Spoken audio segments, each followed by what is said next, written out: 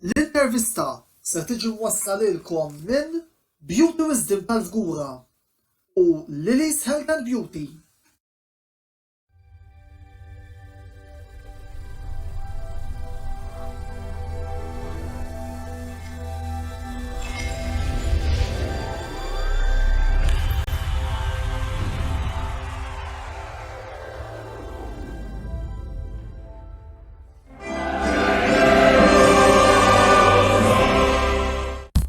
Senza te non ci so stare, di nero azzurro batte il cuore, dal primo all'ultimo minuto canteremo all'infinito, siamo noi, solo noi, non siamo scesi mai all'inferno, Inter Milano il nostro orgoglio, il tuo nome e la tua storia suona dentro la memoria, siamo noi.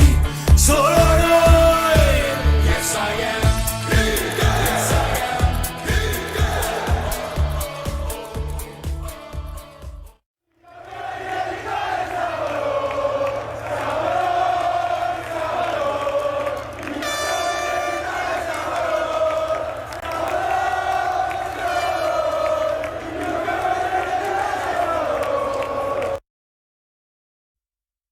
Tonello bil-esemilkom il-qalkom għal-21 program mistensiela l-intervista. Il-program tal-lum bdejn bi klippa qasira li bija xtaqna nselmu l-team champion tal-Italja Inter li rebħu l-Scudetto għat-19 darba fl-istorja tagħhom ftit tal-ġimgħat ilu. Fil-fatt illum fil-program tagħna sejrin nitkellmu dwar is-Serje A Taljana li għadha kemm spiċċat appuntu il-ġimgħa li għaddiet. U flimkien miegħi llejla fuq il-panel ser ikollna lil Franco Ġus, partitarju tal-Atalanta, Christian Muscat, ġurnalistu partitarju ta' Milan, kif ukoll għat-team champion Inter ser ikollna lil Carmel Vella.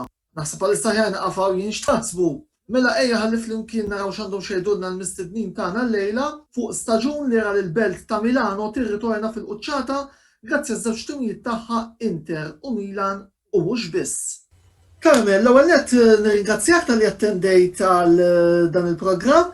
Inter rebħu l-kampjonat b'mod komdu fejn fil-fatt it-tim ta' Antonio Conte sar champion 4 logħbiet mit-tmiem. Kemm kont qed tistenna li l-Scudetto kien ser jintrebaħ minn daqshekk kmieni din is-sena? Nsellimlek Antonello, nsellem ukoll lil min ser ikun qed jisma'na. U qabel xejn xtaqt nawguralek ta' dawn l-intervisti li qed isiru minn ġimgħa l ġimgħa. Smajt diversi feedback tajjeb u anke milli segwejtini jidher li qed tkun ta' suċċess u għalhekk nirringrazzjak ta' din l-istedina. Grazzi lilek tal-feedback. Apparti minn hekk xtaqt ukoll li nsellem l-interessi kollha fis-sens li wara tant żmien nittamaw li nirritornaw għar-rebħ wasal l-istaġun li fih ġejna nkurunati Champions tas-Serje A. Speċjalment lil intu wieħed minnhom lil dak l-iktar interessi li konna qegħdin flimkien ngħixu l-istaġun. Bħalma nafu dis-sena kellna l-problema li mhux dejjem stajna niltaqgħu naraw il-partiti, kif ukoll anke kellna problema ta' travelling. Stajna morru San Siro meta rridu, eċċetera. Għalhekk tajjeb li nożżu l-moment u nittamaw li anke fil-futur qarib inkunu nistgħu nerġgħu nibdew niltaqgħu u ngawdu l-partiti tal-Inter flimkien. Mela, niġi għal-mistoqsija tiegħek. Ngħid id-dritt fil-bidu tal-istaġun ma kontx daqshekk fiduċju għal fatt li kellna xi ftit diffikultajiet mill-fatt li konna eliminati anke mill-gruppi ta' Champions League, però mbagħad kif beda għadda l-ewwel round, Conte reġa' jissu sab il-formazzjoni li kienet qed terġa' twassal it-tim għal rebħiet anke konsekuttivi. U fit-tieni round kellha diversi partiti infila fej irbaħnijom u konna konvinċenti, u mbagħad jisu bla ma trid tibda tittama u tgħid jisu dan l-istaġun it-tajjeb u l-mument ġust biex nemmnu u finalment hekk ġara rbaħna l-kampjonat. Meta taħseb li kienu kellek issemmi żewġ mumenti matul l-istaġun li fihom tajt dawn kienu żewġ mumenti li Inter rebħu l-kampjonat? Jiena għalija l-iktar partita li ġalitni nemmen li qegħdin hemm u al kontrarju ta' snin oħra għandna jisu it-tim għandna l-bażi soda li kapaċi nagħmlu din il-qabża ir-rebħa kontra Juventus. Tajjeb ir-rebħa ta' kontra Juventus ta' 2-0 gols ta' Vidal u Barella jisek naħseb il-maġġoranza tal-interisti bdew jemnu li dan huwa konfront dirett importanti, assi u no, u minn hemm tibda temmen bla ma trid. Mbagħad ovvjament kif irbaħna anke l-Lazio u ġiet il-konfront dirett liħor mal-Milan li kienu fil-qoċċata sa ftit tal-jiem qabel, sakemm imbagħad kellhom il-telfa ma' Spezja u wasal id-derbi u bdejna jisna nkabru l-vantaġġ, rebħa 3-0 fid-derbi ta' Milan. Meta Milan kienu t-tim li jisu kienu favoriti fil-bidu għal fatt li kellhom riżultati tajbin u kienu ikunu dejjem fl-ewwel post. Il-fatt li terbħilhom 3-0 minn hemm misni bdejt nemmen li l-Inter setgħu biss jitilfuh il-lig. Għax rew li kienu aħjar mill-Milan, il-punt id-distak beda jikber u allura jekk kollox kellu jmur tajjeb u l-Inter ma jfallux partiti li mhux mistennija, eċċetera, kellu jintrabaħ il-lig u fil-fatt hekk ġara. Kristjan, merħba fuq l-intervista u anki minnħatijek grazzi tal-li aċċettajt l-istedina li tattendel dan il-programm. Minkejja li kien hemm żmien fejn Milan saħansitra kienu 5 punti fuq kulħadd, ir-Rossoneri kellhom jistennew l-aħħar 20 minuta biex jirritornaw fil-UEFA Champions League wara nuqqas ta' 7 staġuni.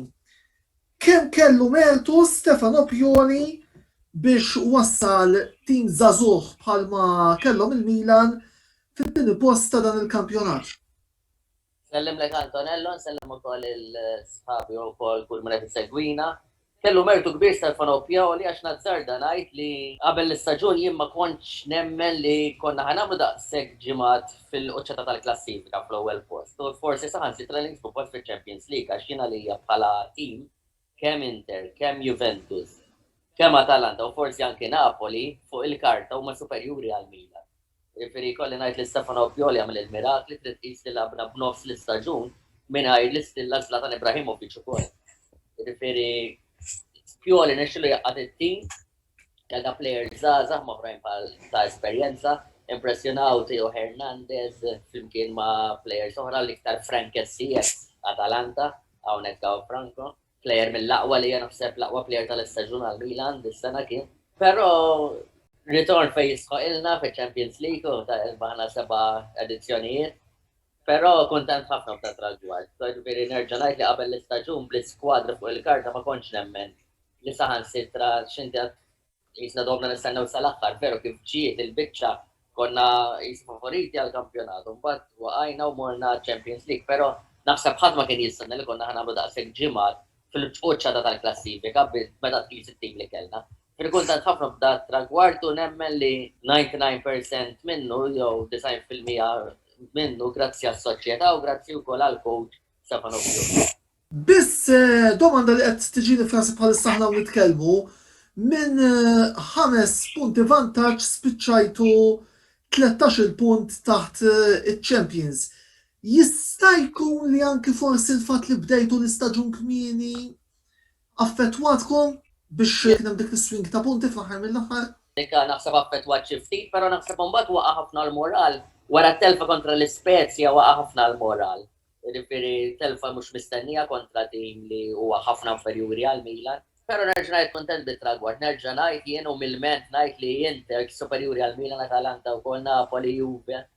Bħala players, jiġifieri naħseb kullu nexxu li jagħmel il-mirakli meta tqis li players aħna m'hemmx dawk l-istil li fi Ibrahimovic li nerġa' ngħid qatta nofs l-istaġun barra, ma kontent ferm dat tragward.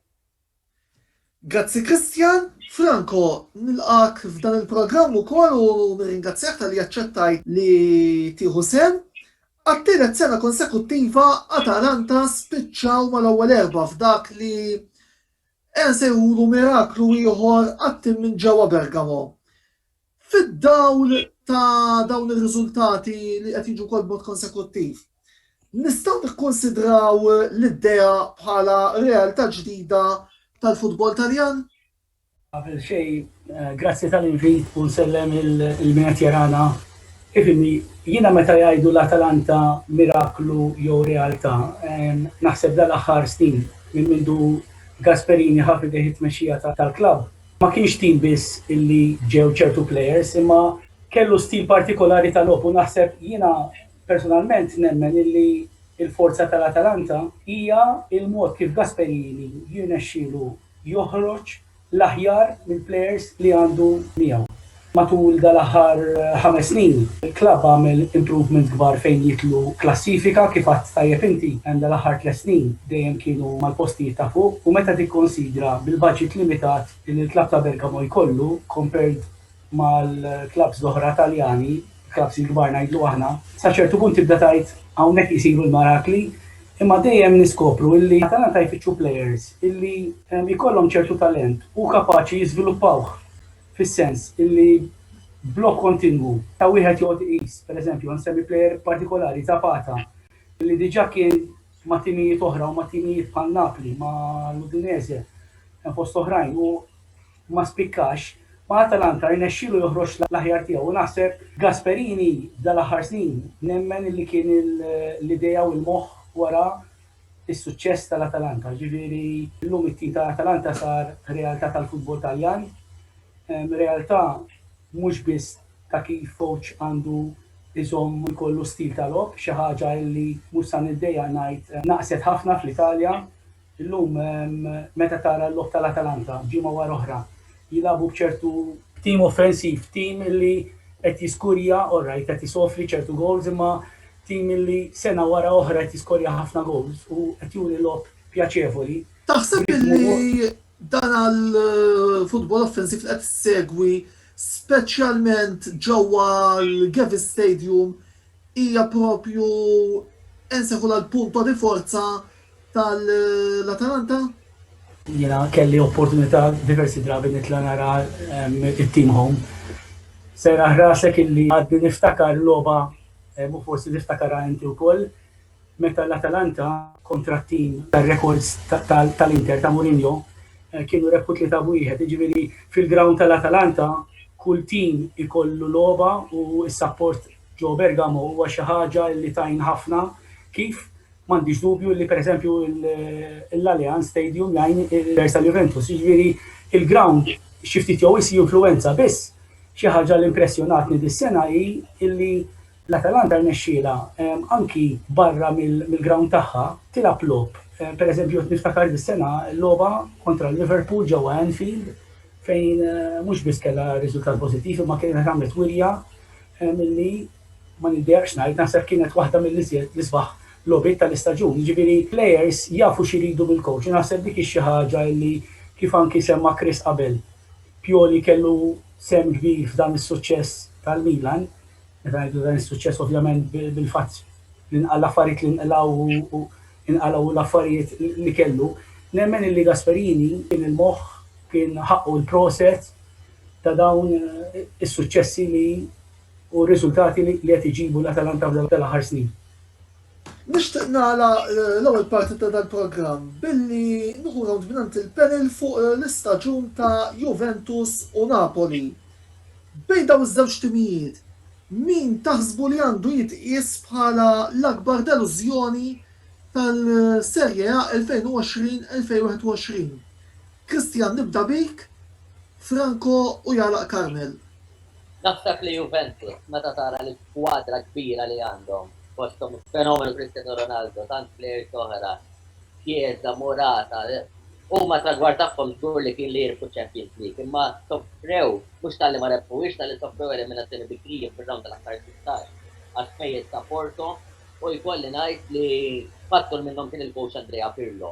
Pirlo nafu l-kwalitajiet tiegħu bħala player indiskussi fost l-aqwa li qatt ipproduċa l-futbol mondjali, però bħala coach wera li kien għadu mhux lesta din l-isfida naħseb. Il-fatt li anke kien qatt ma kien coach ta' xi tim lanqas imqarta Juventus Under 23 mal-ewwel tifaffit il-pressjoni, naħseb għalkemm rebħu l-Koppa Italja u spiċċaw in extremis kilbu post fil-Champions League naħseb id-deludew bil-kbir. Mingħajr ma nsemmu ta' Napoli wkoll Napoli id-deludew ukoll jien ma naħsibx li kienet mossa tajba li kienu ħabbru li Gattuso diġà ħajtlaq il-Napoli, kif forsi jista' jagħmel il-Captain Insigne wkoll qabel ma speċjalista ġunax din naħseb id-demora li ddad lill-iskwadra, però l-ikbar delużjoni tibqa' Juventus meta tqis dak il-budget li għandhom bħal Ronaldo. Naħseb delużjoni numru wieħed u żgur li Andrea Pirlo għalkemm forsi fl-aħħar l-istaġun fuq nota pożittiva, naħseb ma rnexxilux jilħaq it-tragwardi tiegħu. Jiena nasal biex naqbel miegħu illi naħseb l-ikbar delużjoni tal-istaġun kienu l-Juventus għal raġuni li l-Juventus ovvjament it-tragwardi tagħhom huma dejjem tragwardi kbar. Kulħadd jaf Juventus ġej minn rebħiet ta' numru 9 snin infila, ġifieri biex iżomm jiena nemmen li sena li għaddiet ukoll kienet sena ta' ċertu punt deludenti għax propjament kien fl-aħħar illi ħadu il-lig. Meta tara kif għal Chris tajjeb l-investiment li sar fil-klabb. Ovvjament l-għażla ta' Pirlo kienet gamble illi s-soċjetà u naħseb anki s-supporters ħasbu li setat tkun idea tajba. Biss naħseb kif qal tajjeb Ancelotti wkoll dil-ġimgħa mhux faċli tikkowċja tim bħal Juventus meta laqas biss kun ikkowċja tim tal-minors. Jiġifieri qal tajjeb Chris Pirlo għalkemm huwa wieħed mill-aqwa players Taljani rol meta kien ovvjament jilgħab bħala coach għadu għall-bidu u naħseb il-fatt li kienu limitati wkoll qisu kulħadd kienet jistenna xi isem kbir. U f'daqqa waħda bil-budgets limitati u bil-flus li ma rridux jonfos tista' tgħid u anke when you compare il-paga li tawh ma' coaches oħra tas-Serje A pjuttost huwa ammont baxx ħafna. Ġifieri Napoli min-naħa l-oħra nemmen illi tajt il-fatt li ma kwalifikawx mal-ewwel erba' naħseb huwa xi ħaġa ta' delużjoni wkoll. Raġuni li diversi drabi kienu minn ta' quddiem u naħseb kienu wkoll fost il-favoriti li setgħu jkun jieħdu post fiċ-Champions League.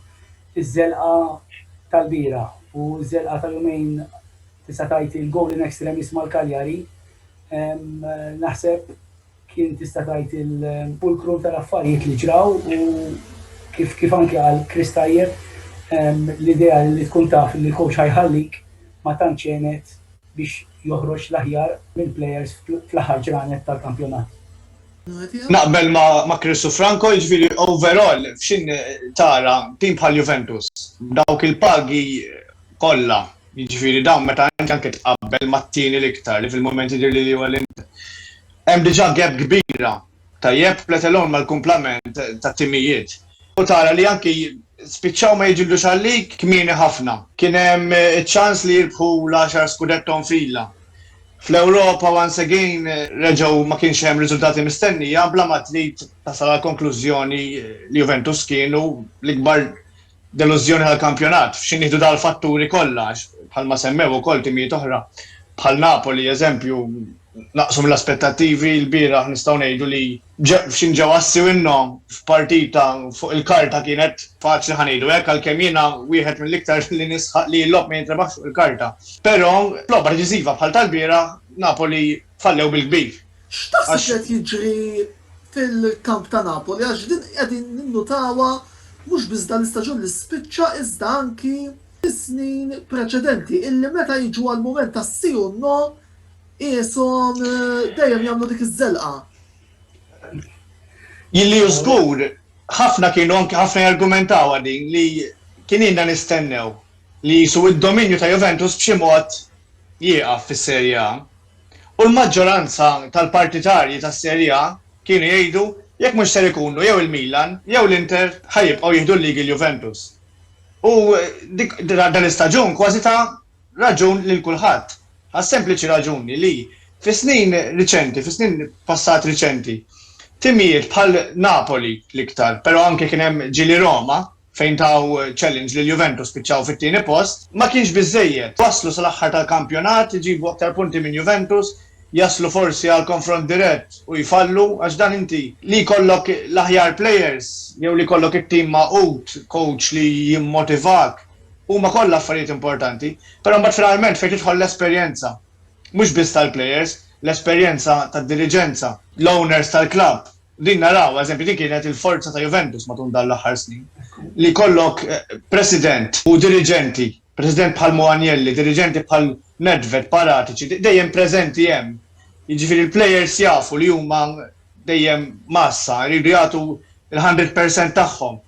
U anke fejn jitlu affarijiet oħra, dan huma għandhom nistgħu ngħidu l-aħjar struttura mingħajr dubju jiġifieri. Mbagħad li jiġri meta għandek tim bħal Napoli li jisu forsi mhuwiex daqshekk b'saħħtu minn barra l-istadium. Tajjeb, forsi m'hemmx dik id-disciplina, forsi l-President mhux dejjem ikun insink ma dak li jixtieq il-coach rajnier dis-sena bil-konflitt li kien hemm ma' Gattuso.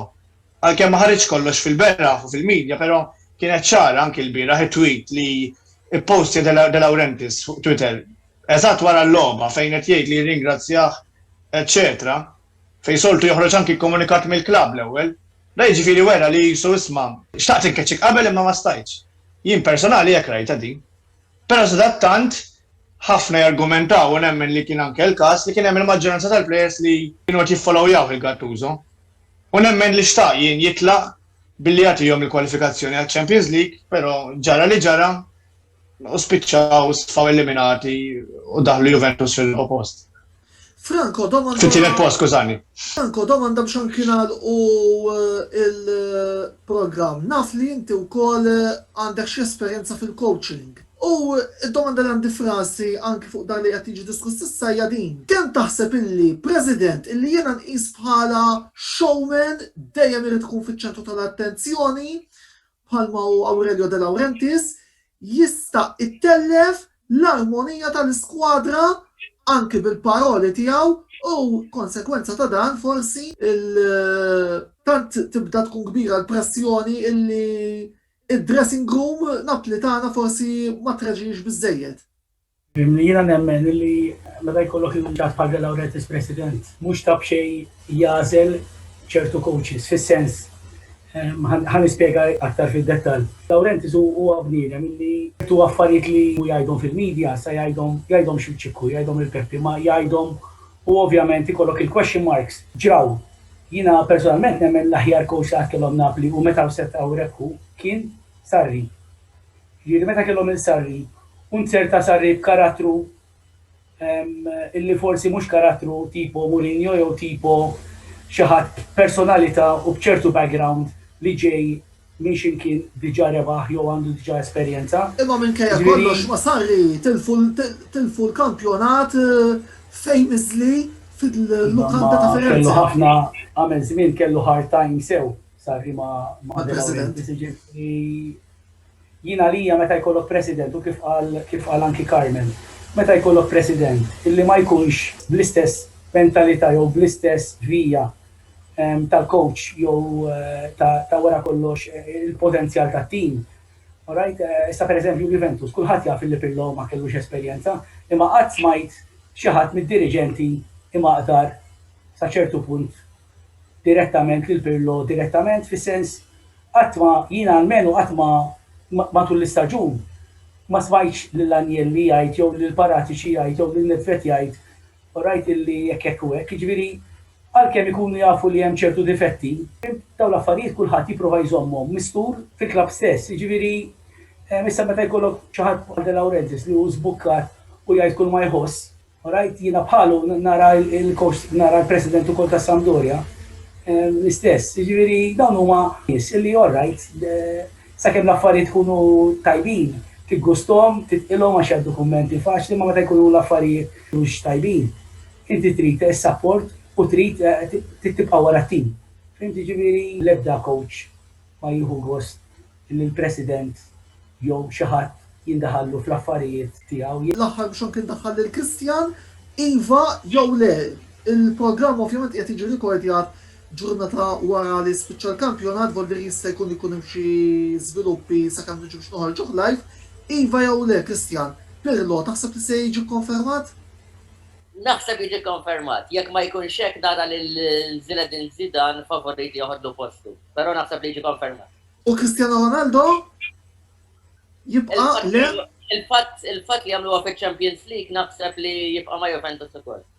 Tajjeb wis, u b'dana il-tweġiba nwaqfu l-ewwel parti tal-programm l-intervista hawnhekk ibqgħu magħna għaliex wara dan il-blok ta' pubbliċità ser ikollna it-tieni parti tal-programm fejn ser nitkellmu fuq iżjed argumenti. Dalwaqt magħkom.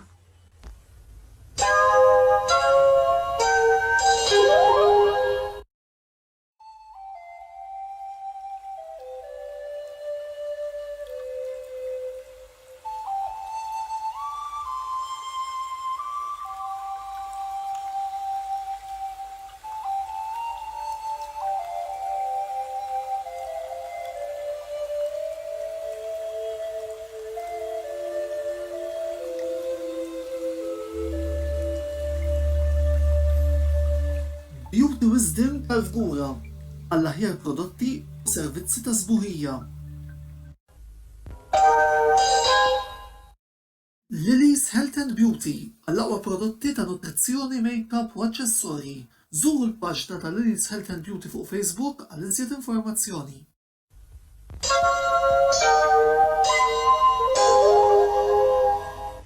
Merħba lura għal programm l-intervista, il-produzzjoni ta' dibattitu sportiv li Antonello Sports Vlog itella ta' kull ġimgħa fejn illum flimkien miegħi Antonello Abela u mal-mistednin tagħna li huma l-partitarju ta' Atalanta Franco Agius, il-ġurnalistu partitarju ta' Milan Christian Muscat u il-partitarju ta' Inter Carmel Vella qegħdin nitkellmu dwar il-kampjonat tas Serie A li t-tim immexxi minn Antonio Conte rebaħ ftit tal-ġimgħa ilu.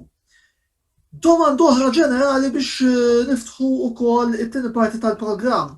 Jekk neliminaw l-ewwel 5 timijiet li nistgħu jekk dħalna diġà f'dettal fuqhom fl-ewwel parti tal-programm, min taħsbu li kienu l-ikbar sorpriża f'dan il-kampjonat, sew fil-pożittiv kif ukoll fin-negattiv? Darba ħanibda bil Carmel għax naf li fl-intermission bdejt issemmilu wkoll xi timijiet oħra.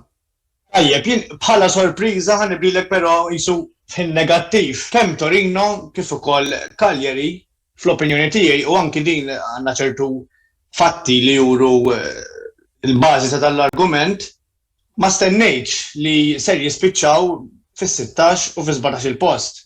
U anki jistennew l-aħħar ftit partiti biex ikunu dikjarati li salvaw. Għaliex meta nħarsu eżempju lejn il-pagi li għandhom Torino huma ferm għoljin overall li kapaċi faċli tista' tgħid li kellhom jiġu mal-ewwel 10.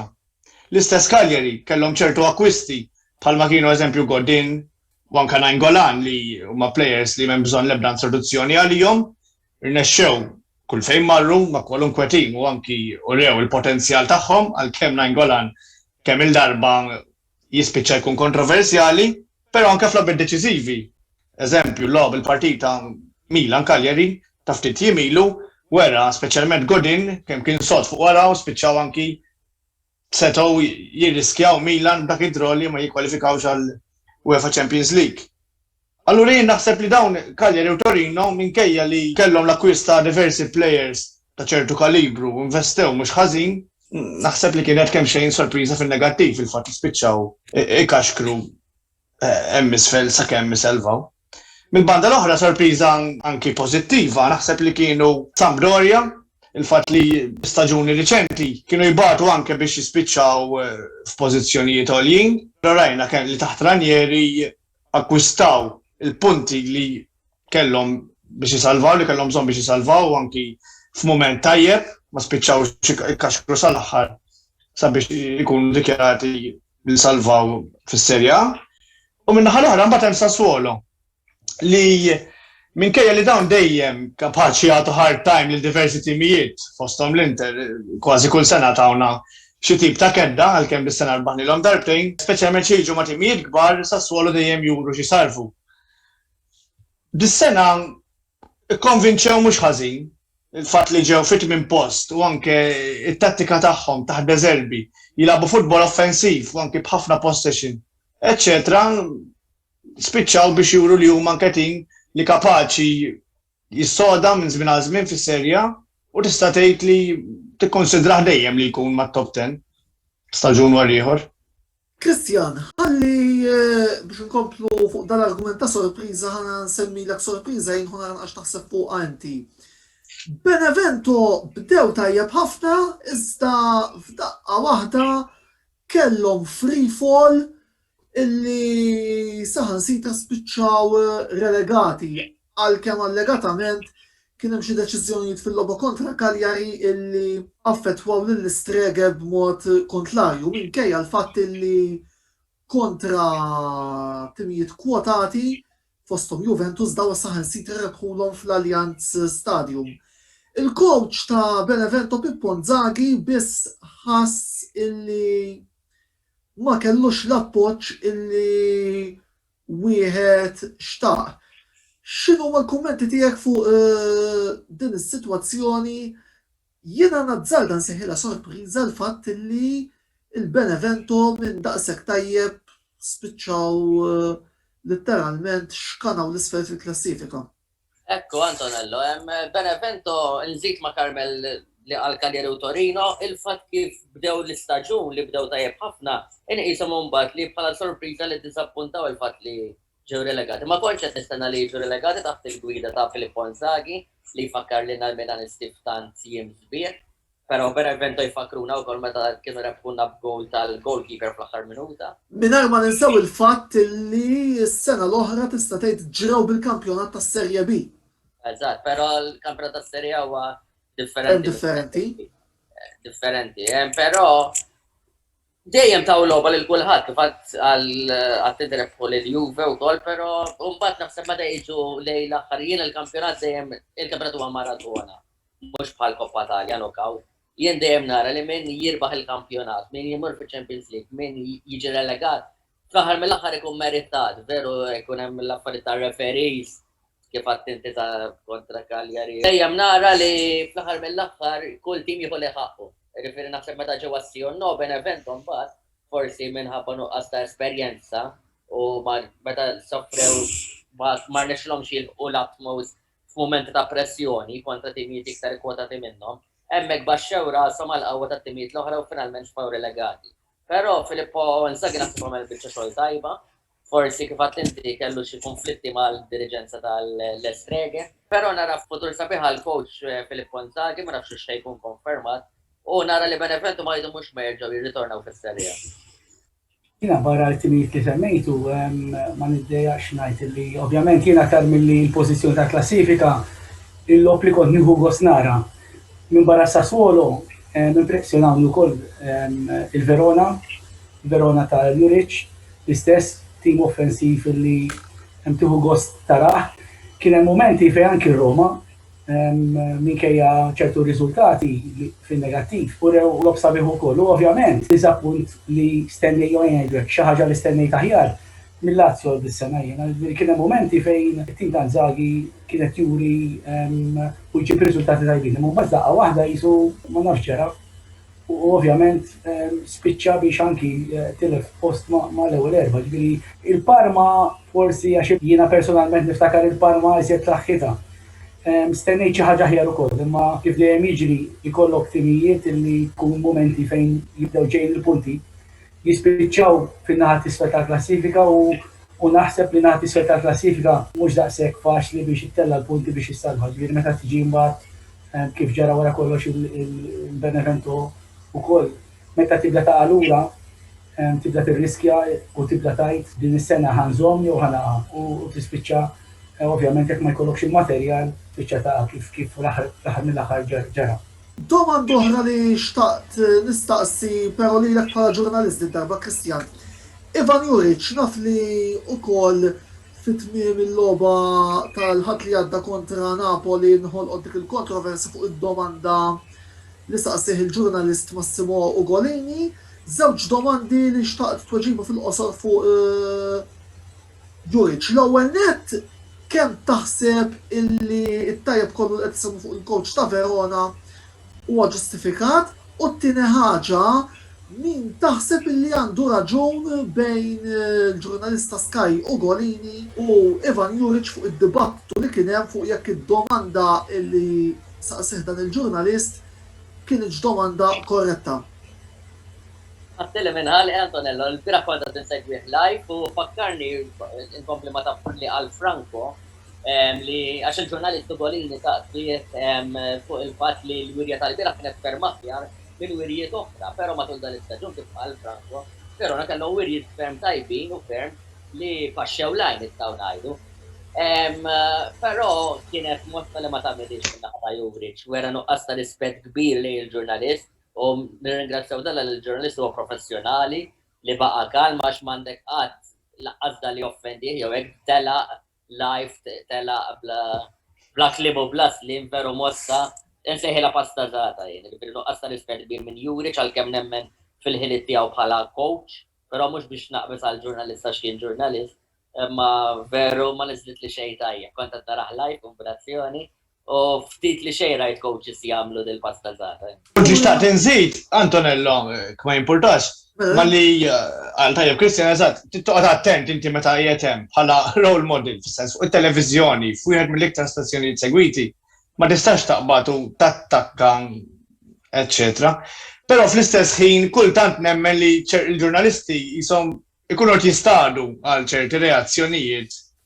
Issa din vera f'partita bħal tal-bieraħ rajnijhom il-Verona jitqattaw nistgħu ngħidu jissiltu għal kull ballun, ġabu draw u telfu lil Napoli pass Champions League. Però mbagħad barra minn hekk rajnijhom anke matul is-season li jurew dawn il-wirjiet tant pożittivi. Case in point il-partita kontra l-Inter meta baħna bl-iskor ta' 1-0. Jiġifieri ma naħsibx li kienet xi ħaġa ta' darba din li nżlu biskop biex jitelfu lil Napoli, naħseb li bħalma.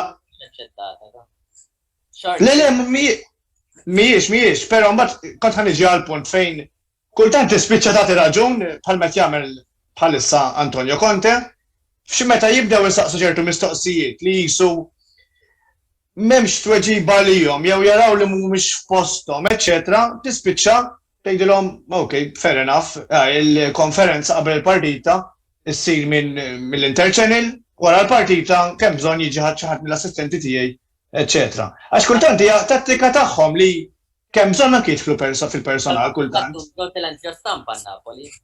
Eżattament. Forsi fil-fatt kien propju għalhekk illi ċerta Gattuso ma tħabbritx mill-klabb imma tħabbret mit-tweets ta' De Laurentiis biex inkomplu wkoll ma' dak li qed ngħidu. Jista' jkun jiena coach wieħed qed jiġini f'moħħi Spalletti kien jibqa' jidher, jibqa' preżenti, ġieli kien anke jirrabja, però fl-istess ħin kien iżomm mill-livell wieħed, jiġifieri iwieġeb lura b'tali mod li qed jindirizza Fabio Caress eżempju lil Beppe Bergo mill-ġurnalisti oħra, avolja kien igżuh, kien iwieġibhom bil-mod kif suppost, avolja kien ikun irrabjat, eċċetera. Però mhux kulħadd, mhux kull coach kapaċi għax din finalment hemm l-emozzjoni. Mhux kulħadd kapaċi jippreżenta ruħu wara riżultat li ma ġiex akkwistat, wara draw, wara telfa u tibqa' frisk daqs ħassa u twieġeb.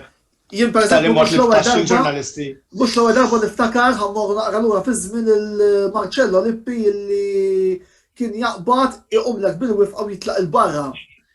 Mingħajr ma ninsew dik il-famuża konferenza stampa ta' Trapattoni ġewwa Munich illi jumbad ġiet pratikament jew dik il-famuża konferenza stampa tal-Greċja biex nibqgħu fuq it-tema ta' coaches Taljani tal-Berto Malesani. Ma tintesa għaddik. Jiġifieri kull coaches għandhom l-emozzjoni tagħhom. Tajjeb illi issa nitkellmu ftit fuq il-players li rebħu l-Scudetto din is-sena appuntu Inter. Min taħseb li kien l-aktar element deċiżiv fl-istaġun trionfanti Interista? Jiena semmejt lil players, però nafu sewwa li il-reference Scudetto ma jasalx biss għax ikollok skwadra 22-23 ta' players li jagħtu qalbhom, jilagħbu tajjeb, ikunu maqudin, eċċetera. Mela ħalli nibda l-domanda. Kont se ngħidlek fis-sens. Ħanibda l-domanda. Min kien l-element deċiżiv fl-ambjent Inter din is-sena? Jiena kikolli nagħżel persuna overall u forsi ġieli anke tkun xi ftit sorpriża għax ġieli weġibta ma' sħabi partitarji ta' timijiet oħra, eċetera. Jiġi f'moħħi Orjali. Tajjeb, issa mhux u biss u ħanatik anke ismijiet oħra minn setturi diversi li jgħenu lill-Inter jagħmlu dil-qabża u jakkwistaw dan ir-rebħ. Però Orjali kien il-connection bejn l-iskwadra, il-players, il-coach, id-diriġenza u fejn kien hemm bżonn anke l-President. Tajjeb li rajna kemm ma kienet sitwazzjoni xejn faċli għall-Inter, speċjalment kawża tal-pandemija, fejn ġew infurzati xi liġijiet fiċ-Ċina. Il-klabb bħal ħafna klabb oħra l-introjtu tiegħu ħadaqqa ta' ħarta kbira. Orjali kien dejjem hemm preżenti u din rajnija riċenti anke f'intervista tiegħu ma' midja Taljani. Tajjeb għamilha ċara lil kulħadd. Dan biex iddeċida li jingħaqad li jiġi lura mal-Inter ma qabatxu ċemplulu isma' jien Interist tajjeb ħaniġi lura u vera li hu Interist u għamel minn kollox għall-Inter nistgħu ngħidu għax kien preżenti f'diversi era ta' rebħ li waslu għal-rebħ tal-Inter, tajjeb. Però għamilha ċara mill-ewwel li wieħed hemm bħala bridge bejn il-players u l-coach, bejn il-players u d-diriġenza jekk hemm bżonn. Jiġifieri jekk kien hemm kwalunkwe issue li għandha x'taqsam mat-tattika, issue mal-coach, issue mal-pagi, rajna kwistjoni tal-pagi, kellna diversi timijiet. Bejn il-pagi ta' Novembru, Diċembru, eżempju, ħafna minnhom għadhom ma rċivewhomx f'diversi timijiet. Tajjeb l-istess ġara bi Frar u Marzu. Issa t-timijiet kollha għamlu rikjesta lill-Lega Serja biex ċertu pagi jdumu iktar, kien hemm min anki talab biex 4 xhur sħaħ. Il-pagi tal-plejers imexxuhom il-qudiem. Jiġifieri nemmen li kien anki fundamentali f'dan l-aspett. Għax biex iżomm armonija fil-plejers. Tajjeb, lajb Champions League, dejt l-istaġun mhux daqshekk tajjeb, kellna diversi każijiet tal-Covid. Kien hemm naqa' mal-temp, mhux ħażin. Issinti biex isserraħ moħħ il-coach, moħħ il-players, ċertu diriġenti. Jien nemmen li Orjali kien dal-bniedem li b'xi mod għaddin il-puzzle li b'xi mod setet tikrolla. U din ejda għax rajna l-intervisti ta' Conte fit-tmiem l-istaġun li għadda fejn wera il-problemi, il-biża li kien hemm li u mhux iħossu difiż mid-diriġenza u anki nistgħu ngħidu li kien inċert jibqa' jew le bħal mu inċert bħalissa. Qed nistennew din il-famuża laqgħa bejn Zhang u Conte biex naraw x'ħajjiġri jekk hux ħajsaraħlu moħħu li Conte jisħaq li hemm anki deċiżjonijiet li jmorru oltre mill-merkato għax ħafna jgħidu għax Conte dejjem jippretendi l-mirakli fit-transfer market. Però jgħid li hemm deċiżjonijiet oħrajn. Nittamaw li dan b'xi mod u anki forsi dirigenti Marotta, Antonello, Ausilio iserħu moħħ kemm Orjali, kemm Conte, kif ukoll il-players biex b'xi mod ikompli jinbena dan iċ-ċiklu. Barra minn hekk minn barra Orjali, Conte għalija għamel xi ħaġa li ngħidlek l-ebda coach ma kien jagħmilha fil-mument ma' Inter. Conte ħarġi bħala għadu number 1 nistgħu ngħidu. U nafuha din hemm diversi partitarji li jgħidulek Conte ġie biex itellifna. Tajjeb? U rajnija matul l-istaġu rajnija kif jibda top, kif tlifna l-Final tal-Europa League jew bdejna maħniex fl-ewwel post. Tibda tara l-kummenti ta' diversi interisti jgħidulek Conte mhuwiex il-bniedem li ħajwassal l-Inter għar-rebħ. Il-famuża hashtag Conte out. Tajjeb, u rajna anke affarijiet għal. L-irbat l-istess nies illi jajru l-Conte narawhom jitilgħu fuq il-karru tar-rebbieħa wkoll. Jiena from day one nemment. Jiena għalkemm Spalletti kien joġobni kif ħareġ il-komunikat uffiċjali minn Inter.it l-għada tal-martirju ta' Inter Empoli biex kwalifikajna għal-Champions League ħadd ħafna pjaċir għax jien naf Conte x'inhu. Fis-sens kull min isegwi l-futbol jaf Conte x'inhu. Kampjonat domestiku ħajrebaħulek żgur. Mhux kull sena, imma jekk qed timmira li terbaħ il-kampjonat f'sena, f'sentejn, f'tlieta, ħajrebaħulek ġrat ma' Chelsea, ġrat ma' Juventus u issa ġrat ma' l-Inter. U kienet diffiċli mal-Inter, it-tela li sab mindu ġie mal-Inter ma kienx bħal dik li sab ma' Chelsea jew bħal dik li sab ma' Juventus 10 snin ilu. Mal-Inter sab ħafna elementi kontri. Il-fatt li kien hemm il-problema li għandek president mhux preżenti dejjem fl-Italja. Inqalet il-pandemija li affettwat il kulħadd veru, però rajna kemm l-Inter kienet tkun diffiċli għalihom. Jiġifieri il-motivazzjoni li jagħti lill-plejers taraħ jien kollu fuq it-touchline logħba sħiħa. 90 minuta u rajni anki Lukaku u Lautaro kienu jispjegawni. Anki meta ntrebaħ il-lig jibqa' jgħid jħamba rajni anki b'Lautaro ma kienx qed jilgħab logħba konvinċenti ma' Roma minkejja li daħal f'nofs l-ewwel taqsima lejn it-tmiem it-taqsima reġa' issostitwixxih. Jiġifieri dan għandek coach literalment staġun sħiħ. Jħamba irrelevanti jekkux minn fejn ġej u jgħidha qiegħed it-tim li nkun nikkoċċja jiena nsir l-ewwel supporter tiegħu. Jiġifieri da jista' għada petada jmur ma' Milan eżempju, ma' Napoli, ma' Lazio, ma' Roma. Jien nemmen li iwassalhom għas-suċċess kieku hemm il-bażi bħalma kellhom l-Inter l-Inter kien hemm bażi. Però rridu l-persuna adattata biex twassal għal dan ir-rebħ biex tagħmel dik il-qabża. U nemmen li Conte kien dak il-persuna. U mbagħad ovvjament fejn jidħlu plejers hemm li ma tistax issemmi wieħed u ma semmix il-ieħor.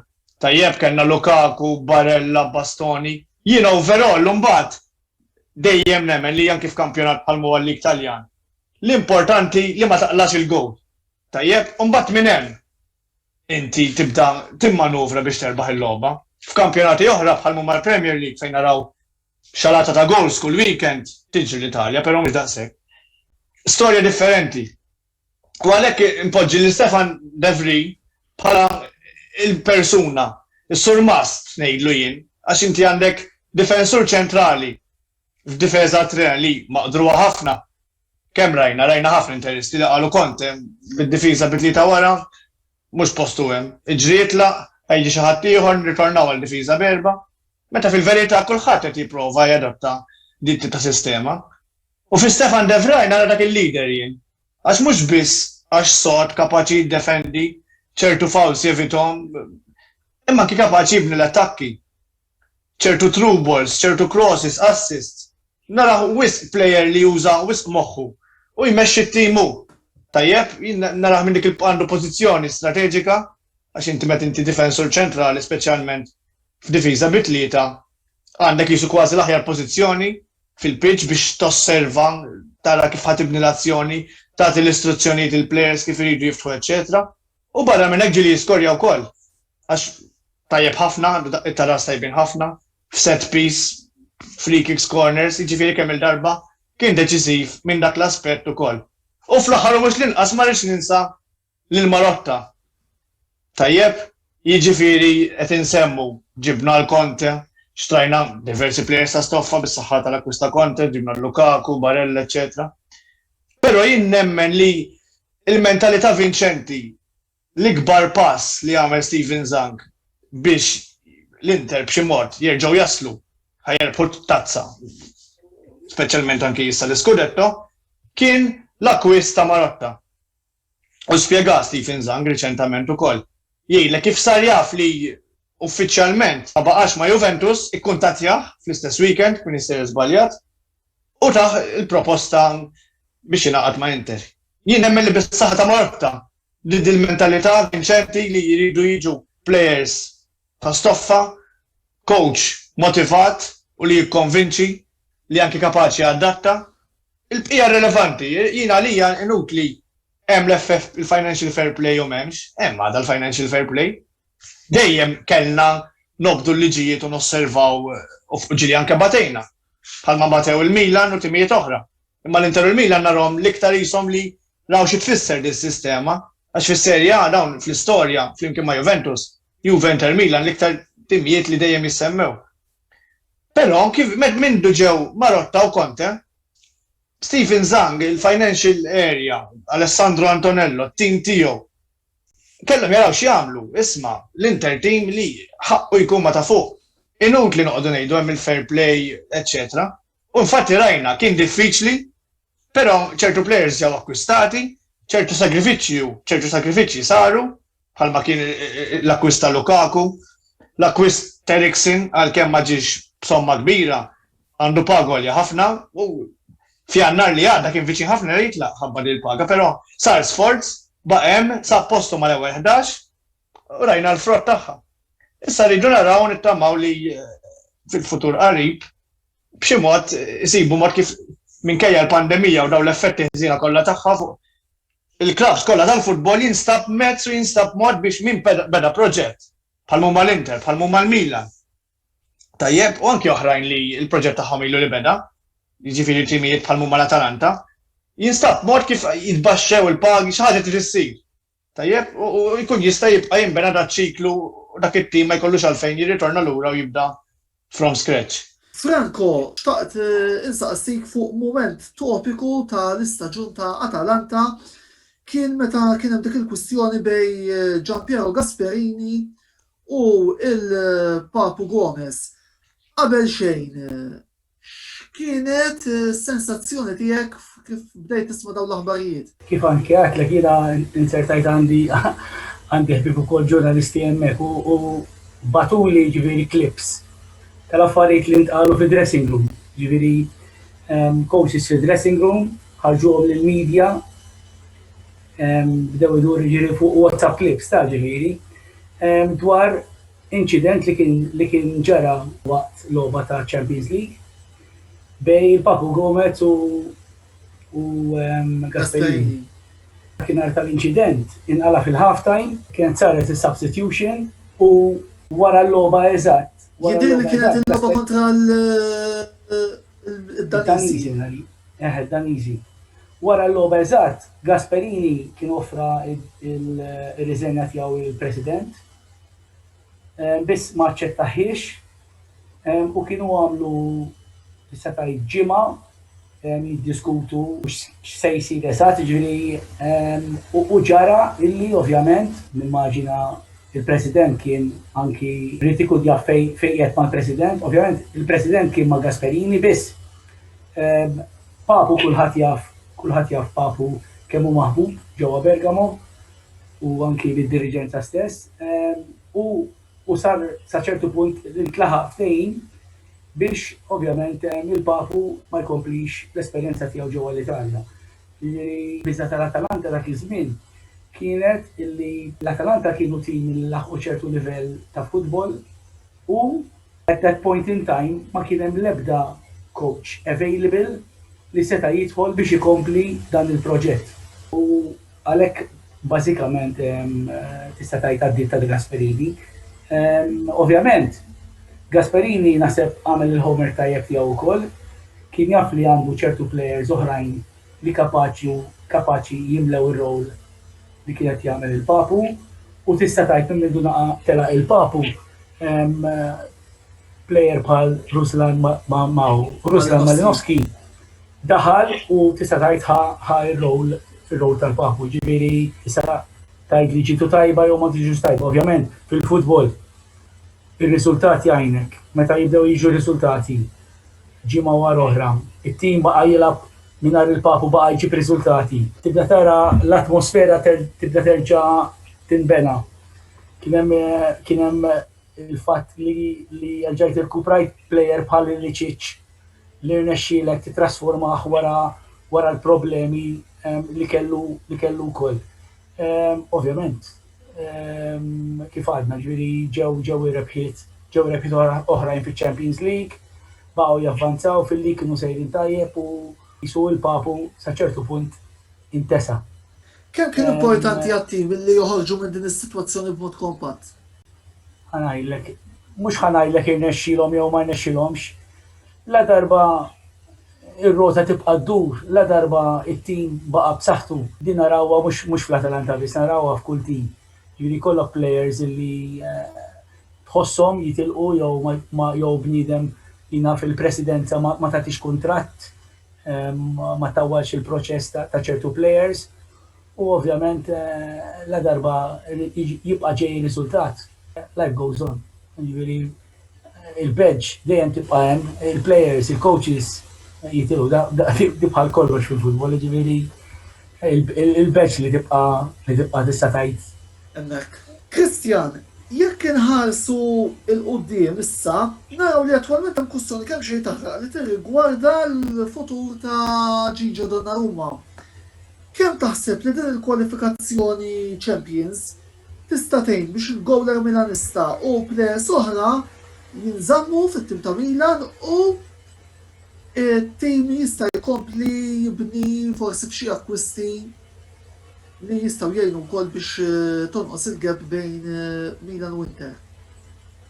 Naħseb li ħafna players ħajibqgħu bil-flok ta' Milan, illum ħarġet l-aħbar li Mantu kienx ħajħalli lil-Milan wara t-tur, però kiet li xejn ġie utilizzat iktar minħabba injury. Hemm ukoll Calhanoglu li jista' jmur jilgħab fil-Dubai. Però nħoss li Donnarumma forsi kontra kull aspettattiva anke li ksibna il-kwalifikazzjoni fil-Champions League naħseb ħajibqa'. Għal-kemm qed jissemma ħafna li jtieħdu post il-goalkeeper taċ-Champions Franċiżi il-goalkeeper Mike Maignan u Donnarumma jista' jkun ma' Barcelona flok Ter Stegen. Però Donnarumma naħseb il-kol taqblu miegħi li huwa wieħed mill-aqwa goalkeepers fid-dinja, diġà ħal-faxxa ta' captain ta' Milan. Belushi tliet ġimgħat ilu partitarjetà għalkemm insomma Milan ma qbilx xejn li partitarji ultra ta' Milan marru jipprotestaw wara l-grajet ta' Milanello u jridu jkellmu jisom ċertu ferqa lil Donnarumma u ma rridux jilgħab jekk ma jġeddix il-kuntratt u mat Malti kien pront u għall-deċiżjoni toħodhom intelligenza mill-anetta u għandu jkun. Però naħseb li donna Ruma jien naħseb li forsi kontra kull stennija, kontra kull aspettattiva, anke l-partit il-post Champions League, naħseb jibqa' magħmilna. Din għal-sew anke matul tal-istaġun għalkemm ġieli għamel xi żbalji banali, ġieli kellu xi ħarġiet daqshekk tajbin, però naħseb li l-potenzjal tiegħu kulħadd jagħmel. U jkolli ngħid jibqa' magħmilna. Grazzi lil Franco, Kristjan u Carmel tal-li attendew għal-programm tal-lejla, f'kol grazzi kbira twur l-sponsors tagħna li huma Beauty Wisdom tal-Gura u l-Lease Health and Beauty. L-intervista tirritorna l-ġimgħa d-dieħla fejn din id-darba sejrin nitkellmu fuq il-Premier League Ingliż illi Manchester City rebħu lura wara nuqqas ta' staġun wieħed. Bakkarkom bħal dejjem biex tkomplu segwu l-kontenut kollu li qed joħroġ minn fuq il-medja soċjali kollha tagħna, il-links tagħhom issibuhom ftar fis-sigla finali.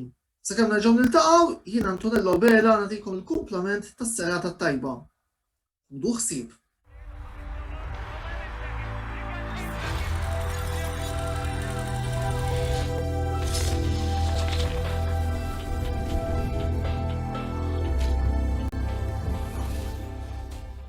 L-intervista ġiet imwassla lilkom minn Beauty Wisdom tal-Gura u Lily's Health and Beauty.